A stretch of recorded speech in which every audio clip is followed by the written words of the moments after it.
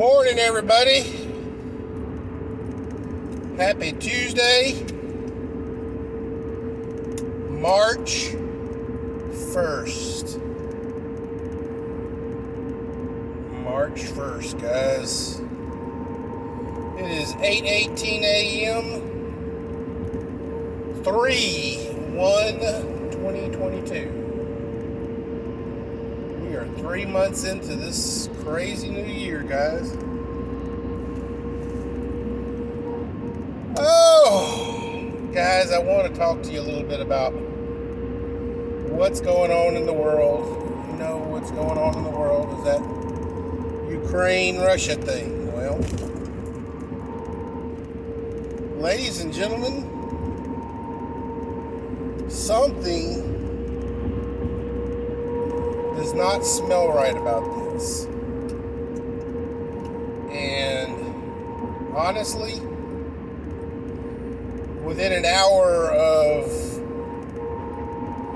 last week's initial invasion,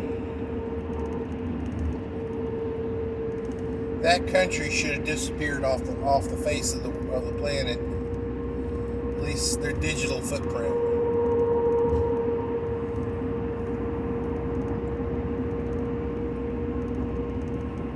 Every jamming technology shy of an EMP should have been deployed on that country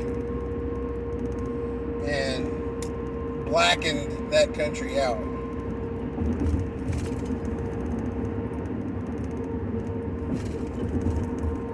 Instead, we've got people sending videos and still pictures. We've got media coverage. We've got Zelensky making, speeches and literally play-by-play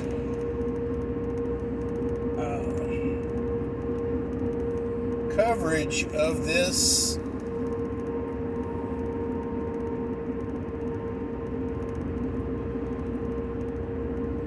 military incursion. Guys, this thing is way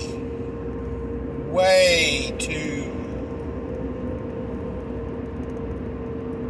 publicized. There is way too much information going in and out of this place. Yeah, I know Putin has, balls like a freaking, boulder between his legs. But guys, even he is going to begin suffering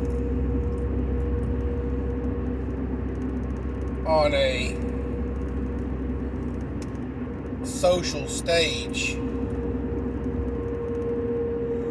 in his own country.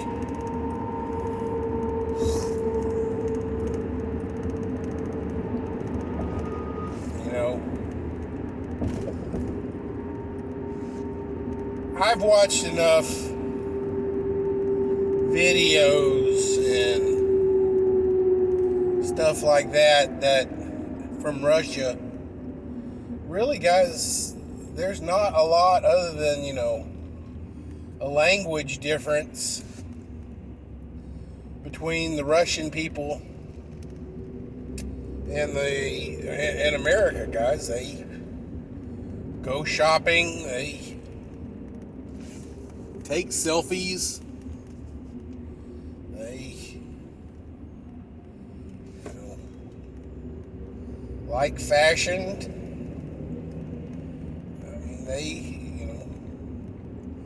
from all outer aspects, the country of Russia is just, a different version of America. And what's going to happen is if enough of this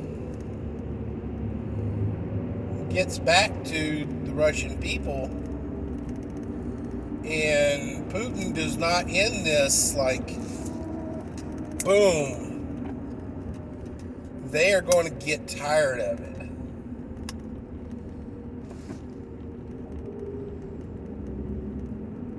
The world's people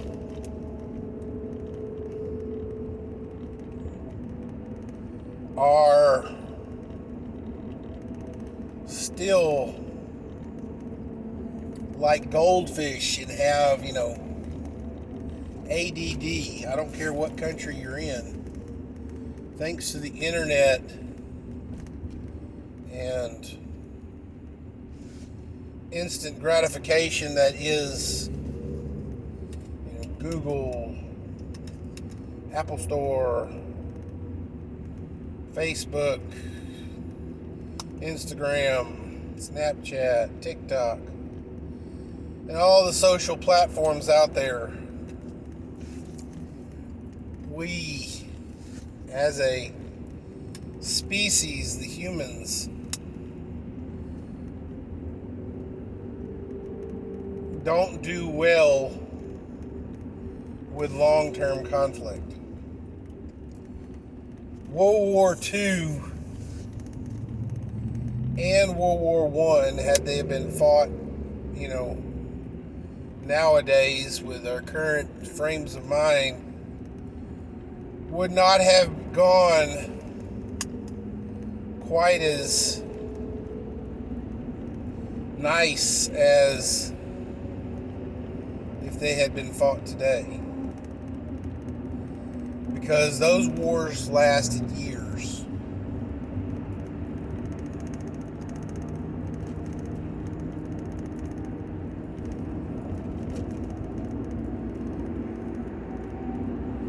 We had a war that lasted 20 years, guys, in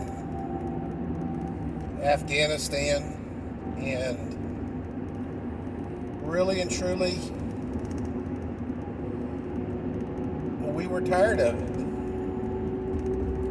And therefore, we wanted out.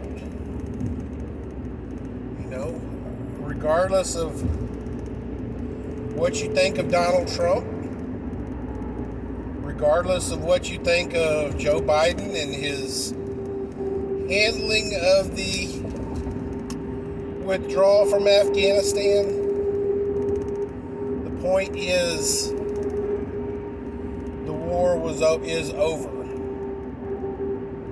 And at least that war is over.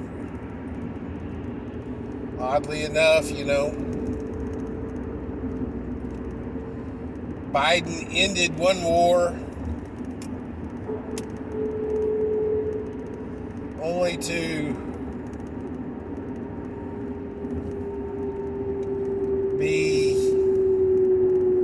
privy to a new one.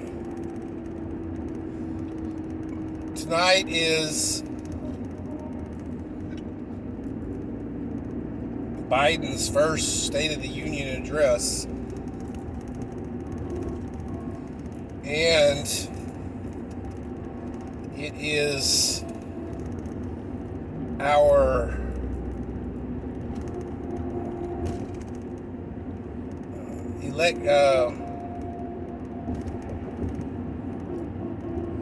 primary elections tonight, or today, and at least here in Texas.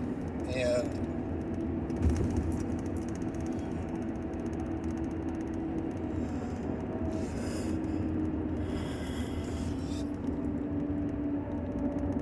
ladies and gentlemen, my magic 8 ball tells me that tonight's State of the Union is going to be 90% blame Trump,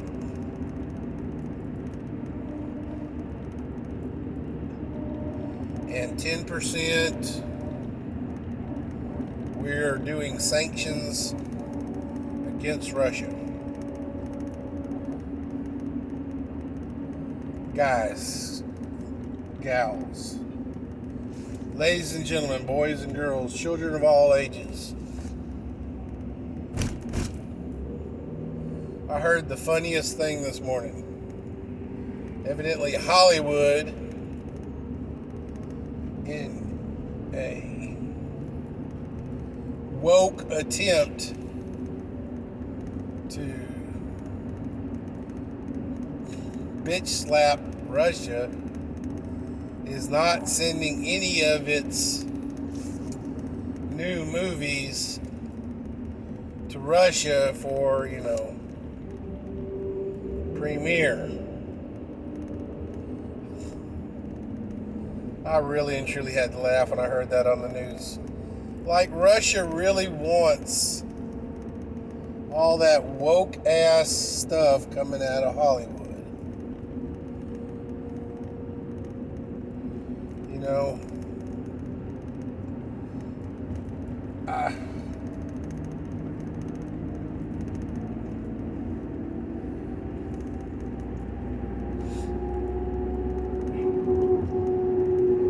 I don't know, guys. I honestly don't. I'm going to tell you that what I smell, and what I smell is wag the dog, guys. Wag the dog. Putin is being entirely too public with this war. He's losing a social narrative for some reason. I know Putin don't give a rat's ass about, a social narrative, and can really, flip the world a bird. So I don't believe this would be a giant, Putin flipping the bird to the world, saying, I'm a badass. Look at me. I can take, this country and do it in broad daylight with cameras running, and ain't nobody going to stop me. Now, don't get me wrong. That narrative right there that I just outlined would not be beyond what we know about Putin. But God give us two hands. I can putt with this hand right here. Hey, look at me. And on this hand, I could be, picking your pocket. So,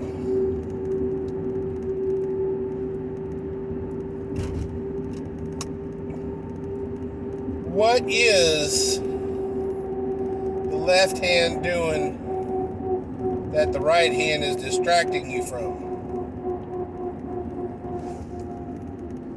Is he secretly covering up something?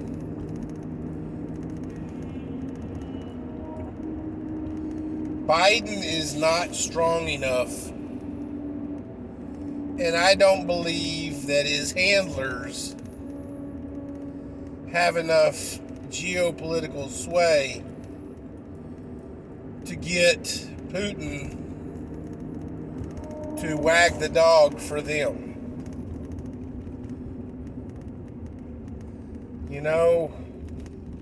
There's a theory that a wartime president rises in the polls when war is going favorably.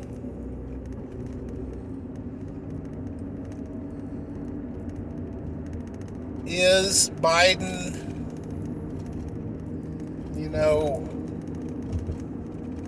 using this his handlers using this or covering this in an attempt to improve Biden's poll numbers?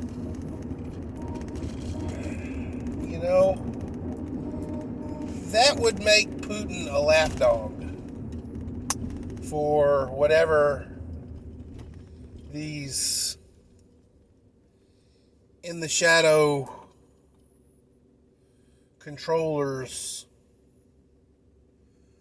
are doing. And you know, guys, I just don't see Putin as anybody's lapdog. And really and truly, he's been president of Russia for so long. I'm pretty sure he's got plenty of money. And speaking of money, guys, the world is quote-unquote sanctioning Russia, and we got video of people pouring vodka down the drain as a political stunt, you know, to prove that they don't like Russia, even though only 2% of the world's vodka out there is actually made in Russia. And here's the biggest deal, guys. They're pouring vodka down the drains, but every country out there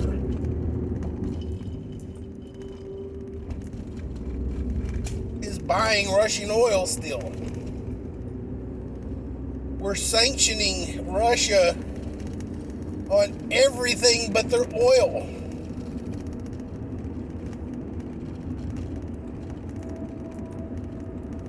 You know what's going to happen? Putin is going to see this as a cash cow, guys. He's going to raise the prices of the oil. Not because he has to, but because he can.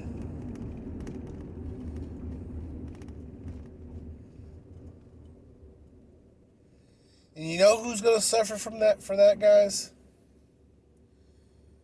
You, me, everybody who has a car, guys.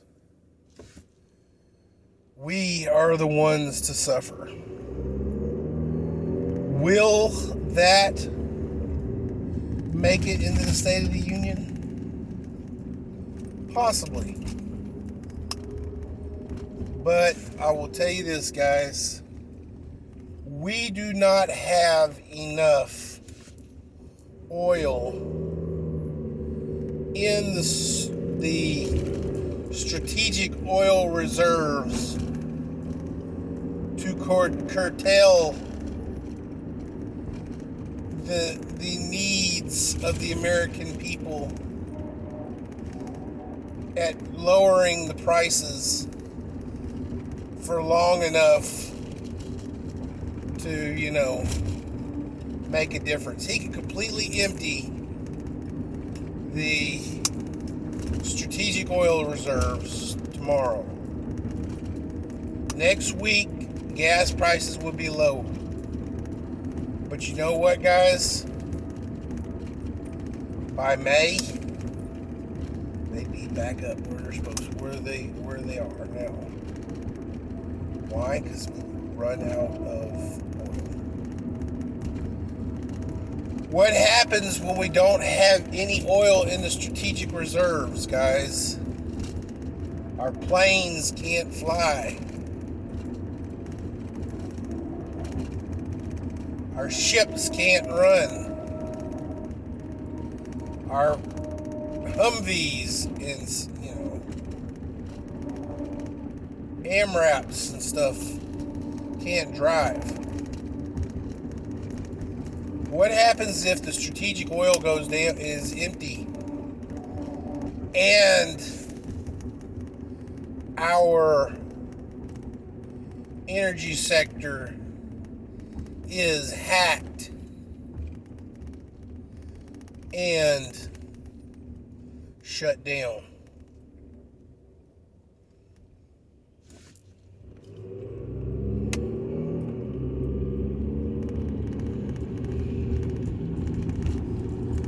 Ladies and gentlemen, boys and girls, Strategic Oil is not there to make our lives easier. It is to keep the military and the country running in the event that we have problems obtaining oil.